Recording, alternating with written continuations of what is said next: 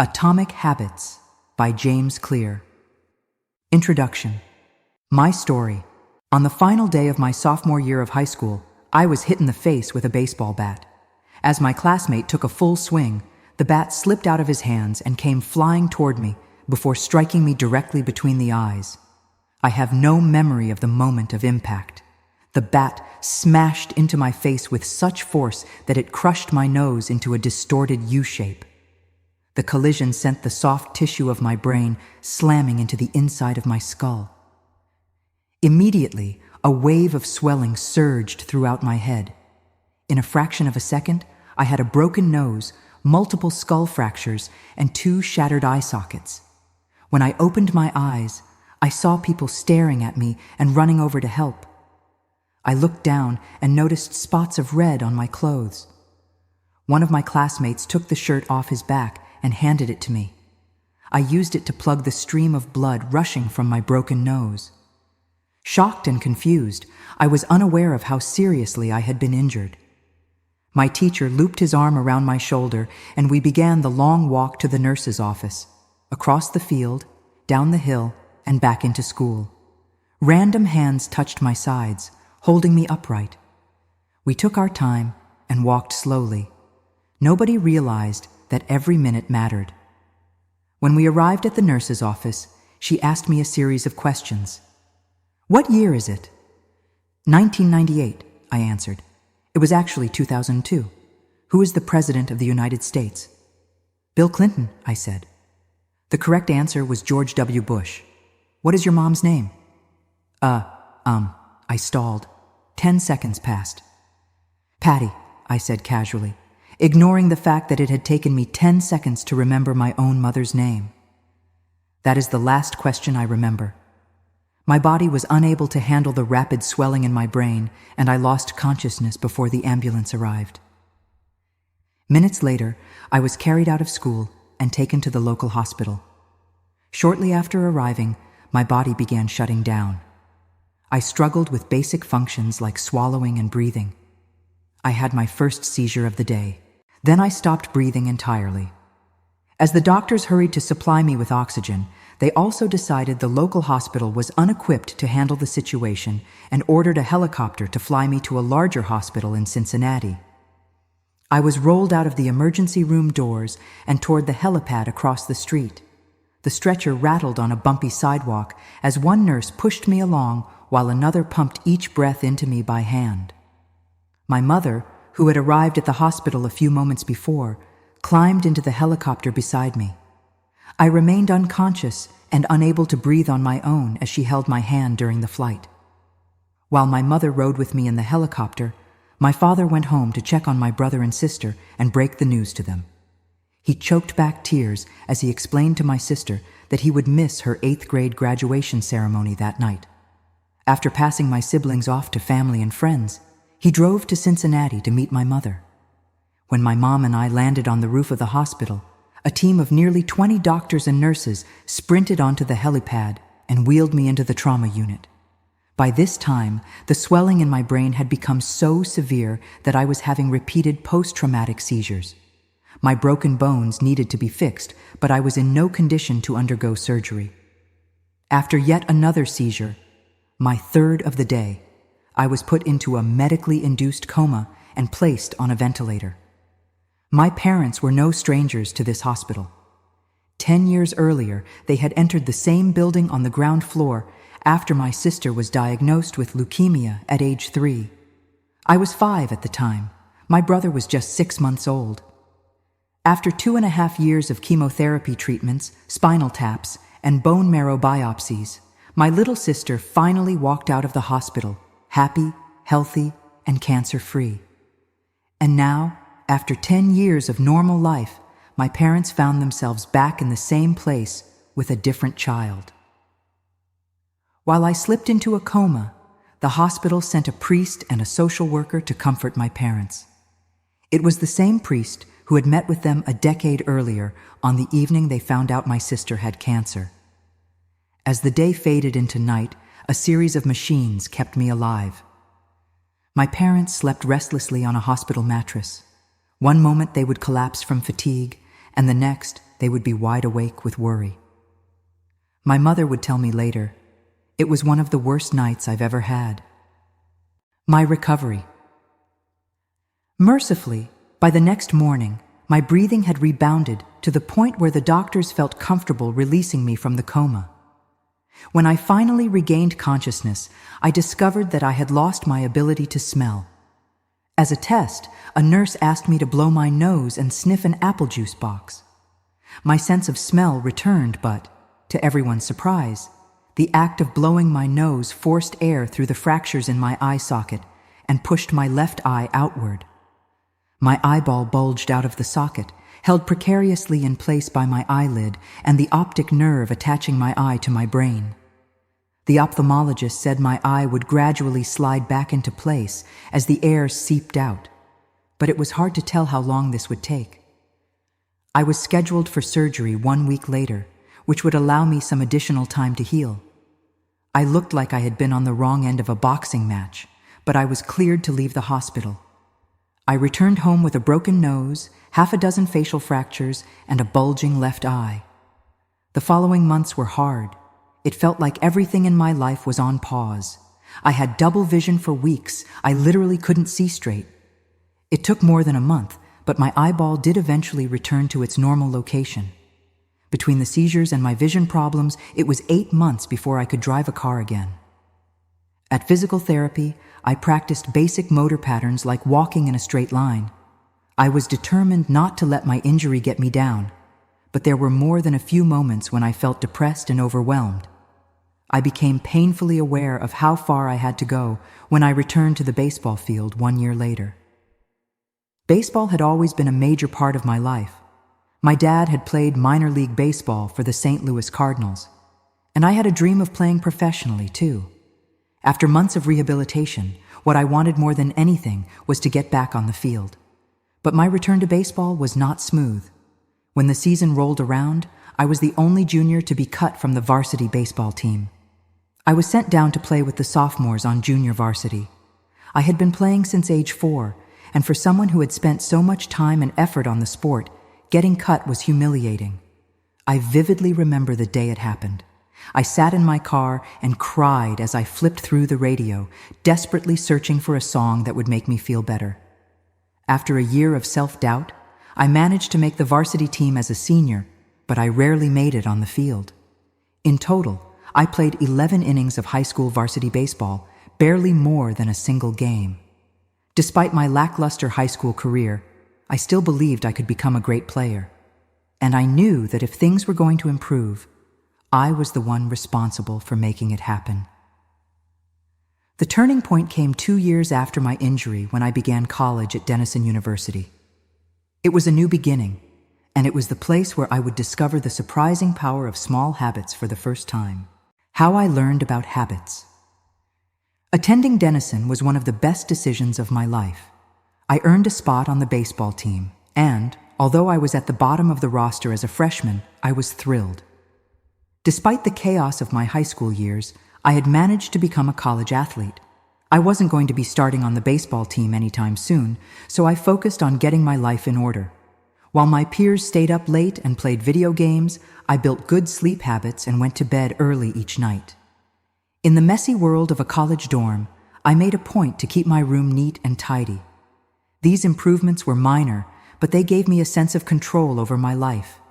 I started to feel confident again. And this growing belief in myself rippled into the classroom as I improved my study habits and managed to earn straight A's during my first year.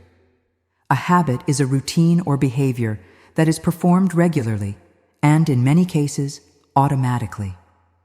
As each semester passed, I accumulated small but consistent habits that ultimately led to results that were unimaginable to me when I started.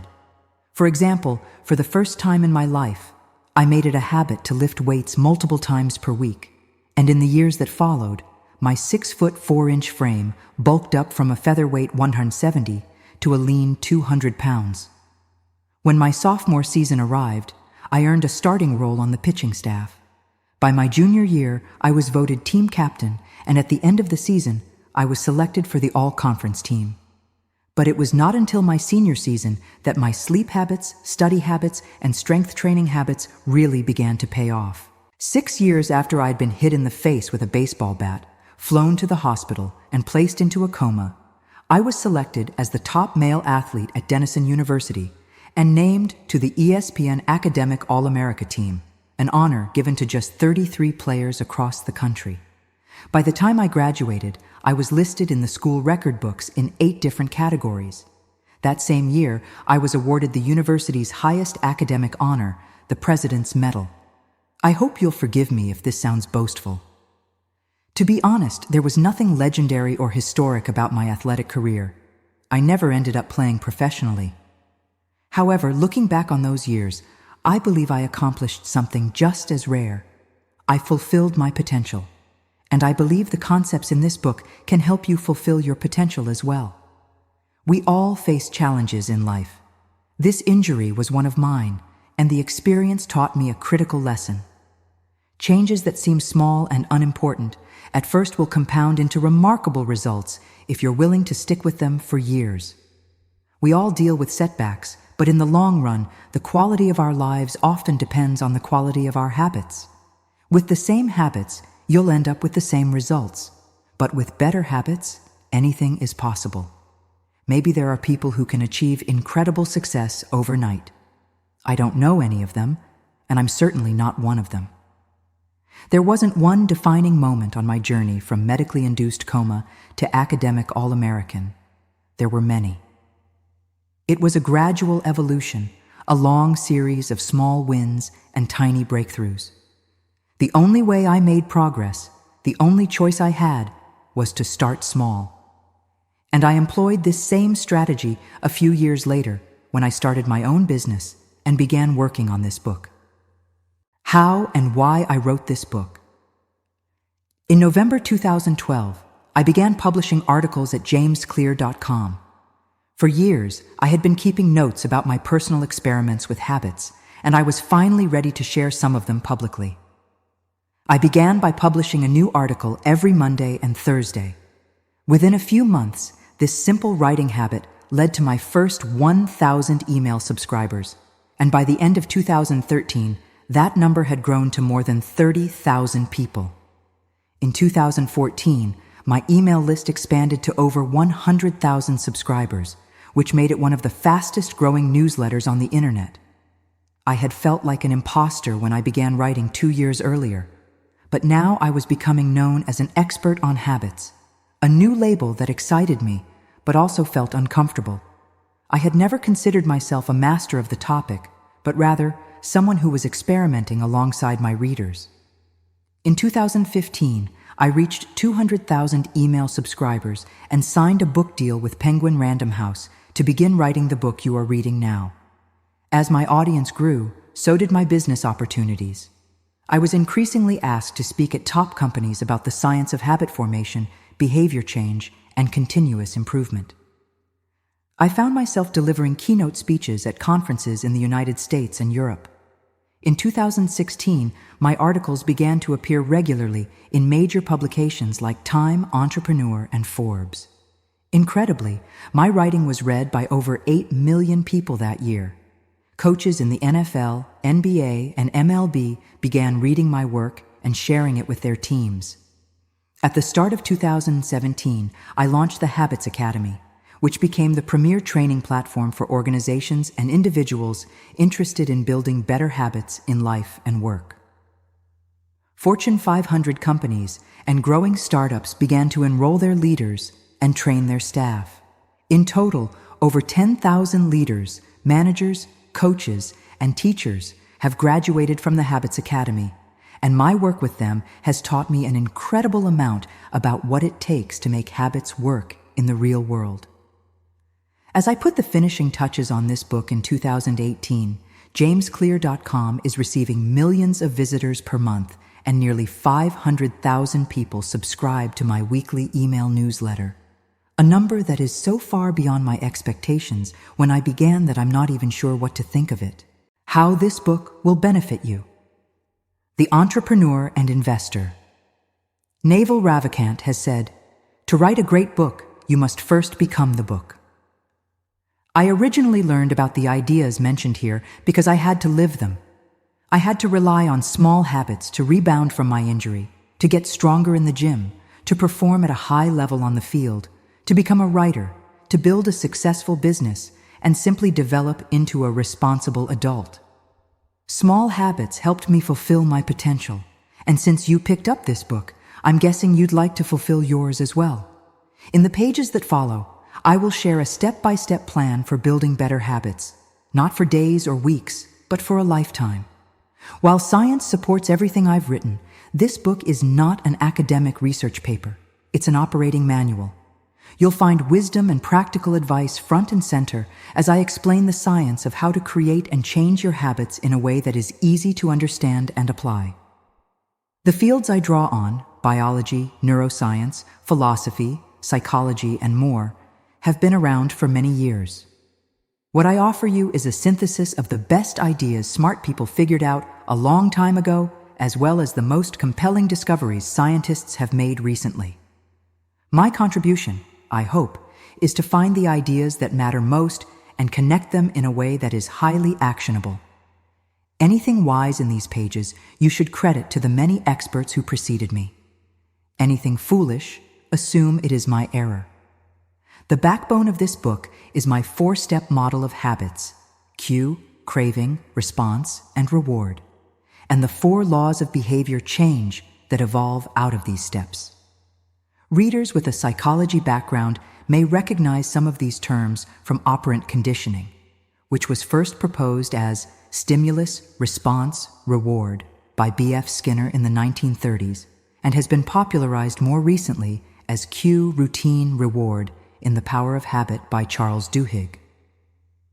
Behavioral scientists like Skinner realized that if you offered the right reward or punishment, you could get people to act in a certain way.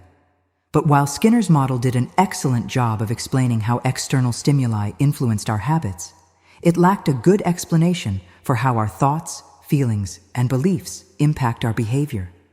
Internal states, our moods and emotions, matter too.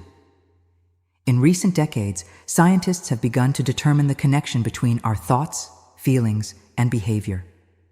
This research will also be covered in these pages. In total, the framework I offer is an integrated model of the cognitive and behavioral sciences. I believe it is one of the first models of human behavior to accurately account for both the influence of external stimuli and internal emotions on our habits. While some of the language may be familiar, I'm confident that the details and the applications of the 4 laws of behavior change will offer a new way to think about your habits. Human behavior is always changing, situation to situation, moment to moment, second to second. But this book is about what doesn't change.